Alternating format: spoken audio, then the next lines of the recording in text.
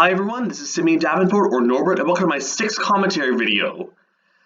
Man, it's been a while since I've done one of these, hasn't it? My last one was about a year ago. I think it was my Canadian songs commentary video. So yeah, it's been a while, hasn't it? I probably would have done one a little sooner, but but I had a cold last week. I wanted to make sure that my voice was clear before I did this again. So today I'm doing a commentary video on my McGee and Me review, which is to date my favorite video I've ever put out thus far. And I have quite a bit to say about behind the scenes of this, although I don't quite have 55 minutes and 23 seconds worth of stuff to say. This video is sped up to 2 times speed here because I don't quite have almost an hour's worth of stuff to say, but I do quite a bit to say regardless. Apologies if I'm rambly. This is not scripted. It's a commentary video, obviously, and also, if I mumble, I'm kind of struggling for stuff to say because, but I do quite a bit to say regardless.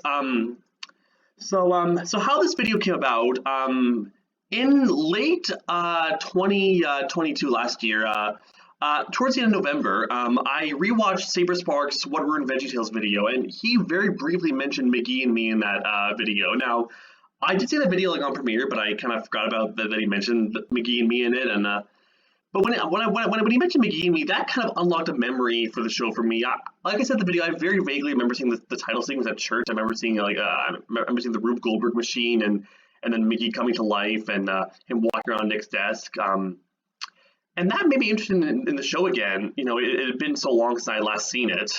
So I was actually reading about the show Wikipedia and TV tropes and thinking, this show seems really interesting. You know, this was the most popular Christian kid show before VeggieTales stole that title, and that made me interested in watching the show.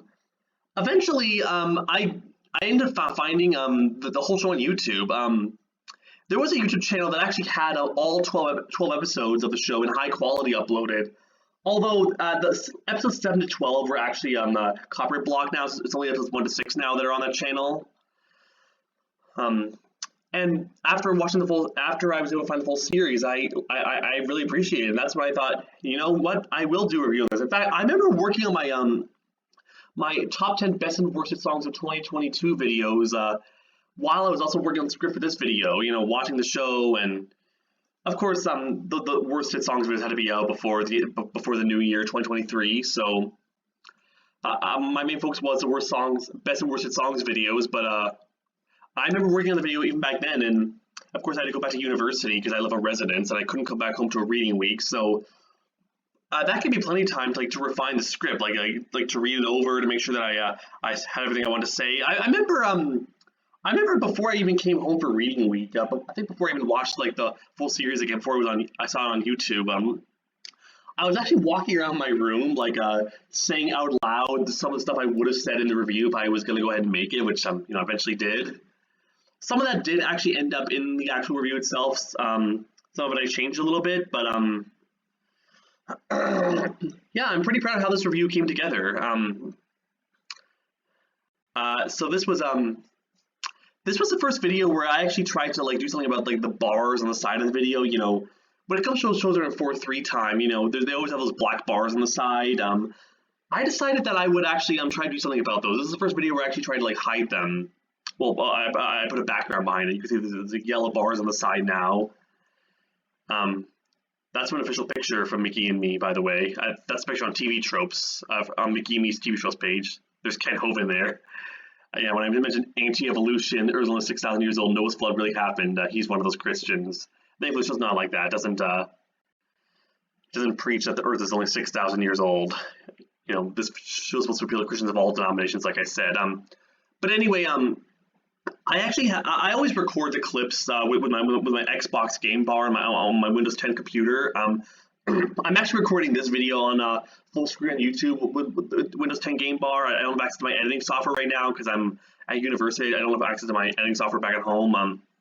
I actually had to record the clips, and then I had to go to an online video thing and a converter and actually crop it so that it was in a 4:3 aspect ratio. Although I think for some of it was actually in 13:10. It was a little bit thinner than 4:3, and sometimes I actually had to manually put in this number of pixels that it was.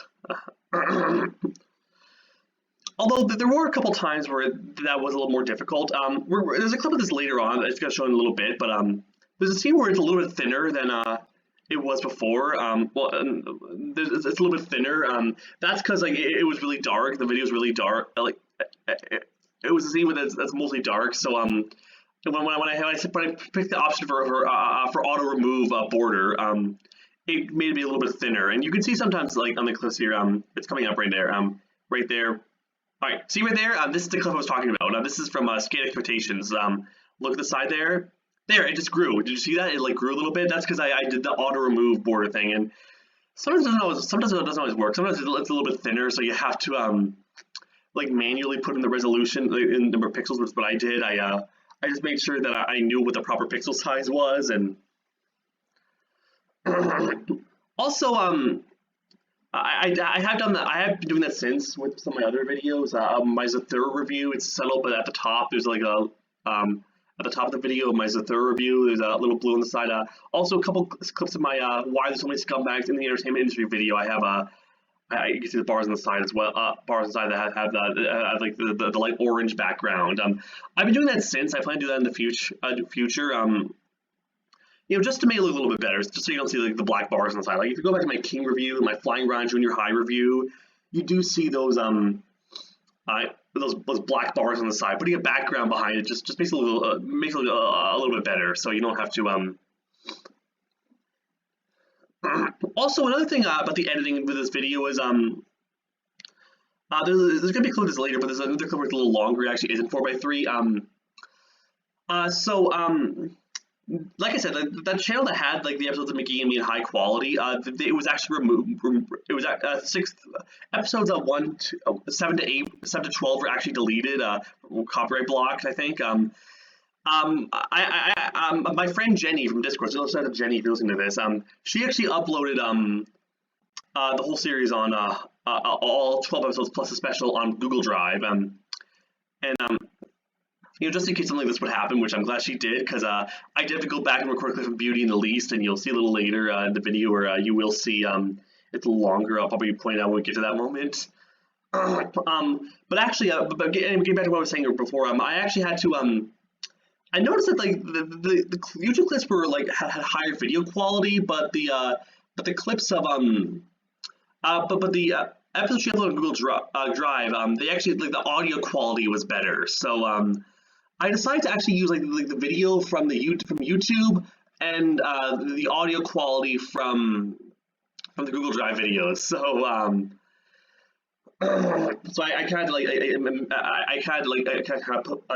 the audio for the video and put the audio from the Google Drive over top of the YouTube. I'm sorry, this is kind of confusing, but just to make it a little better, I did that with my my top 5 episodes of McGee and Me video as well.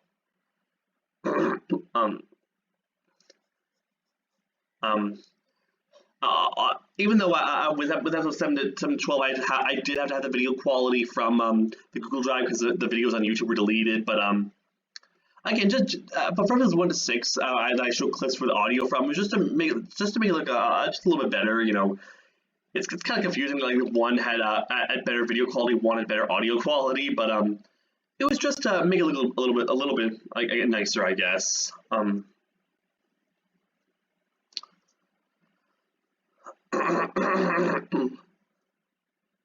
I'm really happy with how this video came together. Again, there are a couple of small editing mistakes, like again, I did fix the yellow bars, but there are a couple times where like text doesn't fade in. I mean, so it doesn't like a picture I put on the screen that doesn't like fade. It just appears on the screen. It doesn't like fade in like I usually have it do. I did not get to actually watch the full video before I uploaded it, like in my video editor. The thing is, like, this video is almost an hour long. I actually had to export it before even watching the whole thing because it was so big. Like my video editor, it wouldn't play for me because the file was just too big. I am planning another video that's going to be well over an hour long. That's going to be probably on my channel next year. So I'm probably going to break that up into like separate videos and then I'll put them all into one video thing, just so I can edit it. So unfortunately, that film theater thumbnail I created that in Pixlr, and I'm not sure if anyone noticed this except for one person. Oh, I'll talk about that person later. But the runtime of that video says 1989, which was the year the show premiered. That's a little Easter egg there. But anyway, so yeah, that probably explains a couple of editing mistakes, and also a little later when I talk about when I mentioned it's not the I'm still talking to Larry from VeggieTales or any other characters songs of the characters in VeggieTales saying there's like one like frame of a clip that one little frame of the "I Could Be Your Friend" song that was was 11 split second. I might have caught that if I had been able to see the video before I export it. But again, it was too big. It was so big that it wouldn't play for me in my video editor. So yeah, so despite a couple animation a couple editing errors, the video I think came together pretty well. Oh, but you see there, it just grew a little bit like in the sides there, because again, that was the only clip that I recorded after the that I ended up recording after the videos were deleted. Those videos were deleted from YouTube for copyright. So you just saw there the circle on screen for Grandma Martin, what just appeared on screen instead of being faded in. Like again, I wish I had done that, but. Yeah, but I'm not gonna let a couple. I'm not gonna let a couple editing errors keep me down. Despite a couple of small mistakes, I think this video still turned out pretty well. Oh yeah, Louis appeared on screen too. Oh, and those Armstrong, the circles. Louis Armstrong appeared on screen instead of being faded in. Again, I probably would have fixed that, had it fade in if I had gone and watched the video before. But it still turned out pretty well. I was pretty satisfied when I watched the video back after it was done here. And there are also a couple of other mistakes I did make in the video, but they were editing mistakes. Like for one thing, I said that Grandma Martin was Nick's maternal grandmother, and the reason I assumed that was because in starting the breaking, Elizabeth says "Thanks, Mom" to Grandma Martin. And I guess it's pretty common for for people to call their in-laws to they call her in-law mom. My mom does call my grandma my grandma my dad's side mom, even though she's her mother-in-law. So I guess it's so common for people refer to their in-laws as mom or dad, even though it's their mom or dad in-law. And also I did mispronounce a couple names in the video. I learned after this a little later that the actors who play Nick and Sarah. Joseph and Sarah, their last name is Damon. I said Damon in the video. Damon. Yeah, so it's Joseph Damon and Sarah Damon. So there was this there was this video that I saw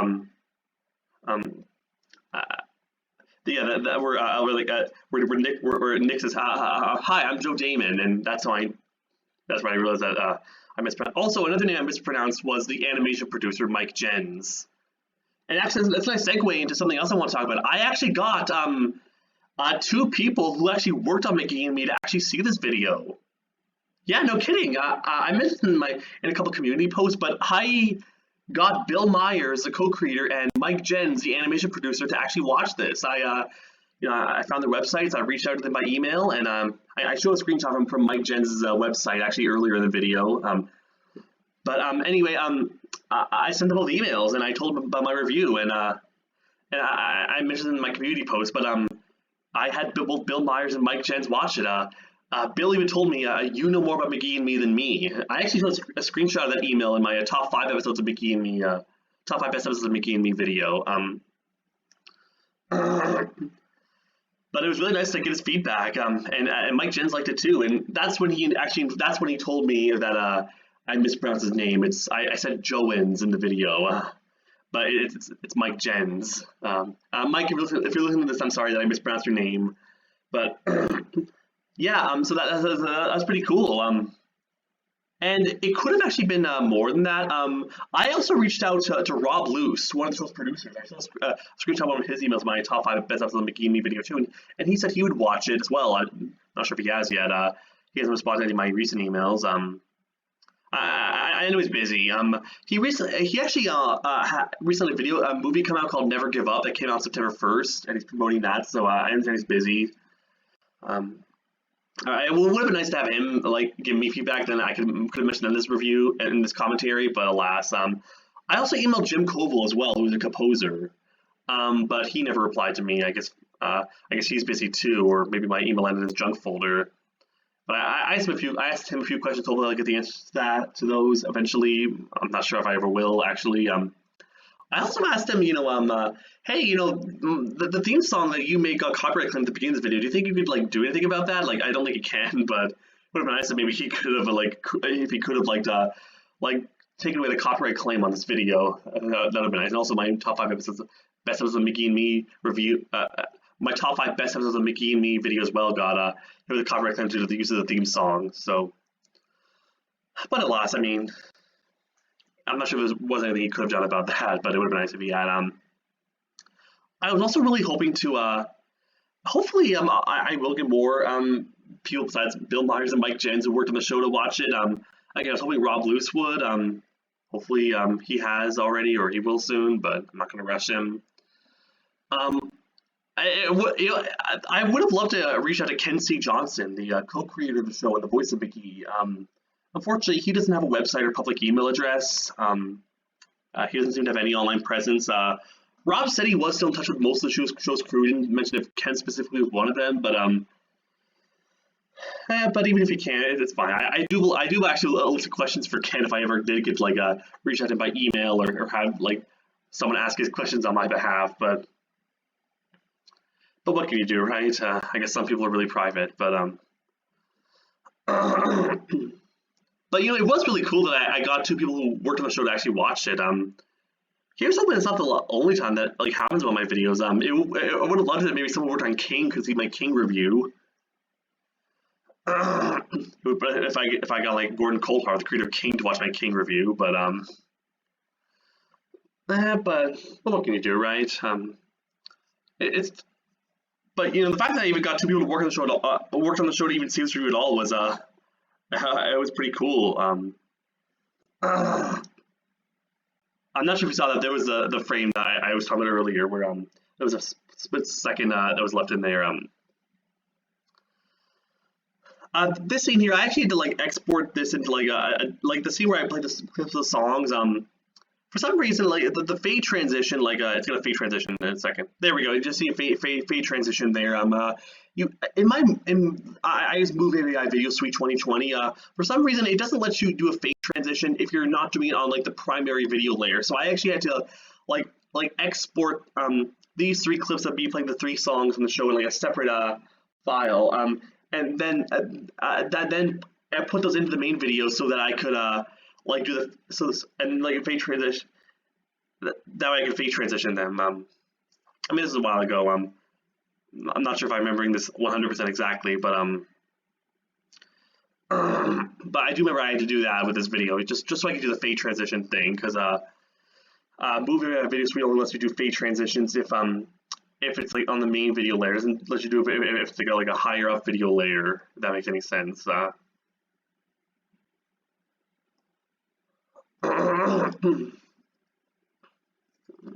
Now I'm talking about the new adventures of McGee and Me.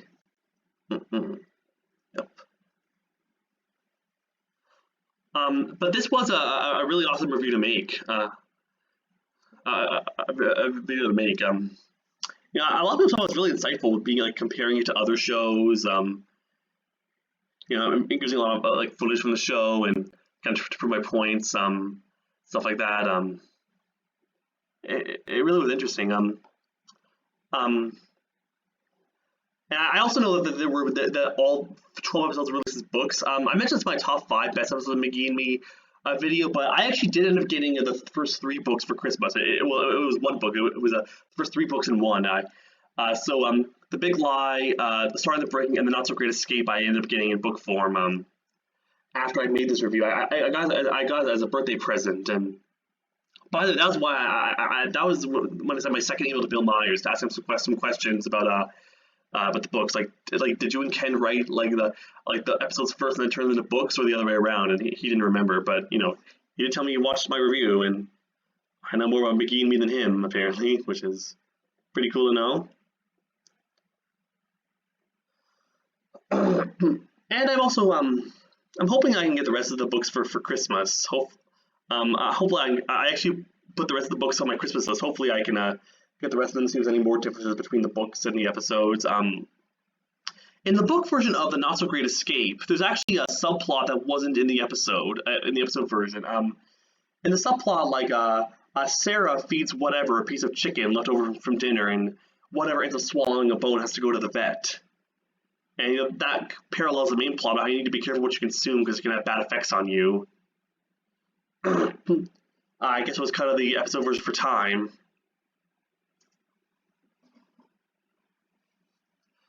But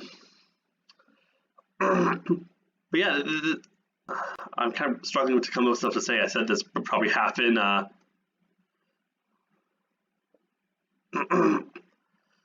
I ended up meeting another person online who's also a big fan of McGee and Me. She goes by Saddle Patch on Discord. Those are the Saddle Patch if you listen to this. She was the one who actually showed me a bunch of merchandise from the show, and she's also the one who showed me the video where Nick says, "Hi, I'm Joe Damon." That's how I knew when I mispronounced actor's name. She's also written a fan fiction for McGee and Me. It's like a sequel to the show that takes place like in the present day. When Nick is a 40-year-old man who's an art teacher, and he's still friends with McGee. And also in her fan fiction, McGee is not just Nick's imagination. He's actually a real sentient being in her fan fiction. I did read that as well. It was pretty interesting. But yeah, it's nice to see a fellow fan of McGee and Me. Like I mentioned in my top 5 best episodes of McGee and Me review, but pretty much every other review of the show has been negative. From Matt Presents, Say Goodnight Kevin, the Channel Carity podcast, which by the way, that was really, really negative. Their video on Beauty and the Beast was like very, very, very negative. So it was nice to give the show a positive review. This is like I'm pretty sure this is the only review of the show that's also about I mentioned in my top 5 best episodes as well video, but this is the only review of the show that's actually about like the whole show, like not just one particular episode, because like those other videos I mentioned before about McGee and Me, they were all about like one particular episode. I had a lot to say about the show as a whole, and I did kind of underestimate how long this video would be when I love the little split frame gag there about the CEO of Disney saying that animation is for kids. When Nick says cartoons are for kids. I had a similar joke like that in my King review, where where Russell says it's an instrument, and then Gus says of torture, and then I put a frame second of Plankton from Pancake saying, "Do instruments of torture count?" on screen for a split second. So yeah, that was definitely intentional. What was I saying again? I lost my train of thought. I was going to say something else, but what was I going to say before I said the animation is for kids thing? Was it about it was nice that I give the show a positive review. Oh yeah, I remember right now. I kind of underestimated how long this video would be when I was writing the script.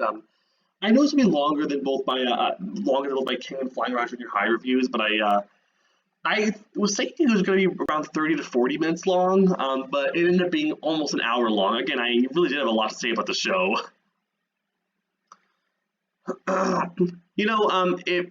I think part of that was, because of the New Adventures in McGee and Me, and also the special, and talking about the religious aspect. Those things definitely made this review a little longer than my other 2 short reviews that I'd done before this, my King and Flying Around Junior High reviews.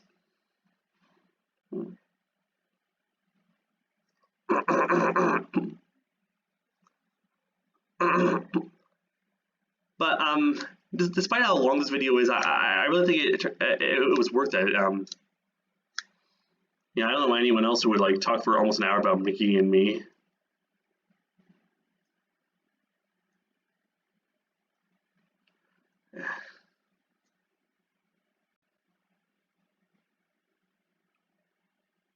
This is the special McGee TV Out of Control.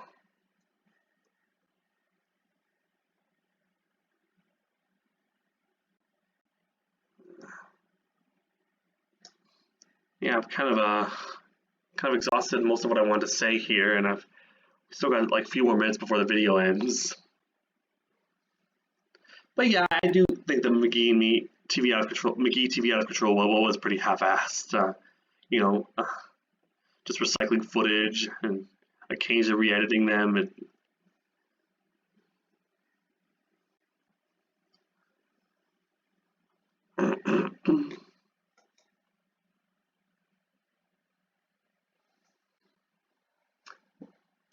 By the way, it froze there for a second.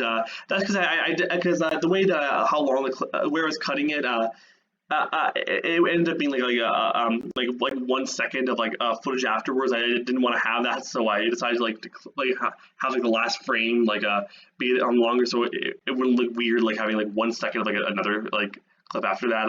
I did that earlier in the video where I was talking about earlier when I was talking about what was it oh yeah, the funny moments in the show, and second to last one from In the Nick of Time. There I also put had the last frame be on there for a little longer than normal, just so it wouldn't be like a second of like footage after. That's one of the little editing things I do. I'll admit it does look a little weird as this. Maybe I should have just had it had it be as it was, like without having to do that, but